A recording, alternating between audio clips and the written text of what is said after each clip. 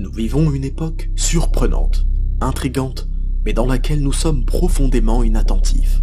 De nombreux signes que le prophète de l'islam Muhammad sallallahu alayhi wa sallam a prophétisé il y a plus de 1400 ans se déroulent sous nos yeux et lors des 50 dernières années. Nous allons ensemble évoquer 10 signes de l'arrivée de l'heure prophétisés par le messager d'Allah sallallahu alayhi wa sallam que nous avons pu constater ou que nous constatons à l'heure actuelle. En cette période de coronavirus, comment ne pas commencer par la maladie appelée l'épidémie, citée dans un hadith authentique rapporté par Auf ibn Malik radiyallahu anhu, où le prophète sallallahu alayhi wa sallam s'adressa à lui et lui dit « 6 signes se produiront avant la fin du monde. Et parmi ces 6 signes, une épidémie qui vous atteindra, tel le qu'as des ovins. Le qu'as est une maladie qui touche les bêtes, faisant couler leur nez, et la mort instantanée s'ensuit. Bien entendu, de nombreuses épidémies se sont déjà manifestées avant celle-ci, faisant même des millions de morts à travers le monde. Mais il est de notre devoir de méditer sur la raison pour laquelle Allah subhanahu wa ta'ala permet que cette épreuve qu'est le coronavirus nous touche. Est-ce un châtiment? Une miséricorde? La réponse est très simple et se trouve dans le récit rapporté par Aïcha radiyallahu anha, épouse du prophète sallallahu alayhi wa sallam, qui dit « J'interrogeai l'envoyé d'Allah concernant la peste, et il me répondit que c'était une punition qu'Allah envoyait à qui il voulait. Mais Allah avait aussi fait de ce fléau une source de miséricorde envers les croyants. Le croyant qui, tout en étant atteint par la peste, reste dans son pays, patient et confiant, convaincu qu'il ne sera touché que par ce qui lui a été destiné, aura une récompense égale à celle d'un shahid. Il faut donc revenir vers le seul par qui advient la guérison, Allah subhanahu wa ta'ala. D'autre part, nous constatons quotidiennement que de nombreux musulmans vacillent entre la croyance et la mécréance, tantôt pratiquants, tantôt injustes envers eux-mêmes et envers les autres, à l'image des sectes terroristes de toute appartenance qui injustement prennent des vies innocentes. Sachez donc que le prophète sallallahu alayhi wa sallam nous a informés dans ce sens, conformément à la parole de Abu Musa al-Ash'ari radiyallahu anhu, qui rapporte que le messager d'Allah sallallahu alayhi wa sallam a dit « Il y aura avant la fin des temps des troubles tels des parties de la nuit sombre. L'homme se réveillera le matin croyant et sera le soir mécréant.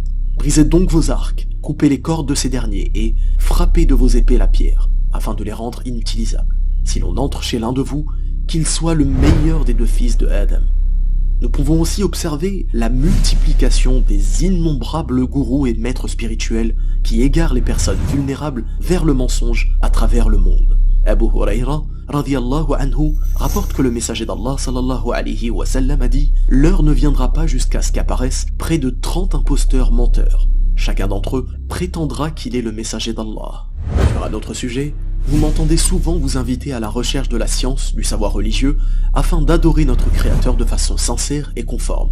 Et ce conseil, je me le fais aussi à moi-même.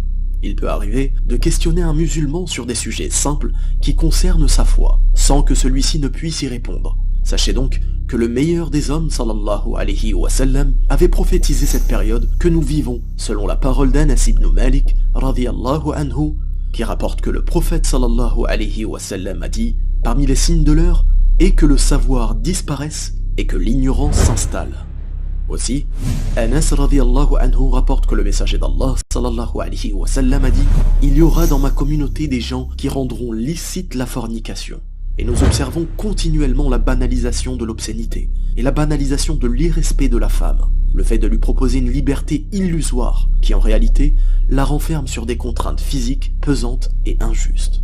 Nous vivons à l'ère où le rêve numéro 1 des gens est de devenir propriétaire, peu importe les moyens interdits et nocifs que ceux-ci comportent. Ibn Mas'ud radiyallahu anhu rapporte que le prophète sallallahu alayhi wa sallam a dit « Avant la venue de l'heure, apparaîtra, dans le sens se banalisera, l'intérêt usuraire. » Nous voyons à quel point la société de consommation dans laquelle nous vivons fait tout pour banaliser cette démarche. Cette même démarche qui engendre l'expulsion de familles entières vivant dans la rue, n'ayant plus rien pour se nourrir et ayant tout perdu. Force est de constater que nous vivons aussi à une période dans laquelle les gens n'hésitent pas à se vanter de leur mosquée et de leur beauté. Anas radiyallahu anhu rapporte que le messager d'Allah sallallahu alayhi wa sallam a dit « L'heure ne viendra pas jusqu'à ce que les gens rivalisent de beauté par rapport aux mosquées. » Autre type de concurrence, dans le célèbre hadith Jibril, le prophète sallallahu alayhi wa sallam nous informe qu'un des signes de l'heure est que les gardiens de troupeaux se concurrenceront dans la construction de hautes habitations. Ce récit n'a nullement besoin d'explication. Quand nous observons la concurrence acharnée que mènent les pays du Golfe à travers la construction de hauts buildings, nous ne pouvons que constater la véracité de ces propos. Qui d'entre nous n'a jamais dit « comme le temps passe vite » Abu Huraira radiyallahu anhu rapporte que le messager d'Allah sallallahu alayhi wa sallam a dit « L'heure ne viendra pas jusqu'à ce que le temps se rétrécisse, de sorte que l'année devienne comme un mois, le mois comme une semaine, la semaine comme un jour, le jour comme une heure, et une heure comme le temps que met une feuille de palmier à brûler. » Enfin, montres connectées, intelligence artificielle, décryptage de la communication entre les dauphins et autres animaux nous prouvent que cette époque est bien celle prophétisée dans le hadith suivant. D'après Abu Huraira, radiyallahu anhu, le prophète sallallahu alayhi wa sallam a dit « Peu s'en faut que l'homme sorte et ne revienne sans que ses sandales et son fouet l'informent de ce que fait sa famille après son départ. » Après tout ce que nous venons d'entendre, comment donc ne pas croire en l'existence d'Allah subhanahu wa ta'ala? Comment donc ne pas croire en l'existence des prophètes et messagers qu'il a successivement envoyés pour nous rappeler un message commun, lequel At-Tawhid, l'unicité, le fait de ne pas l'associer à quiconque ou à quoi que ce soit. Oui, Noé, Nuh, Abraham, Ibrahim, Moïse, Moussa, Jésus, Isa, alayhum salam, et le dernier des prophètes, Muhammad, sallallahu alayhi wa sallam, ont bel et bien été envoyés pour ce message fondamental. Trop de gens sont obsédés par les signes de la fin des temps. Une obsession qui en réalité est mélangée de doutes, de spéculations et de peurs infondées. Ces doutes, qui se logent dans leur cœur, n'est pas propice au développement de leur foi. Si ces signes existent, c'est justement pour qu'ils nous soient bénéfiques, qu'ils nous aident à unifier notre Créateur, qu'ils nous aident à nous renforcer dans nos pratiques, qu'ils nous aident à méditer, qu'ils nous aident à avoir le meilleur des comportements envers les musulmans ou les non-musulmans, qu'ils nous aident à revenir vers le Créateur et Seigneur des univers, l'unique Allah subhanahu wa ta'ala. Barakallahu fikum, wassalamu alaykum wa rahmatullah.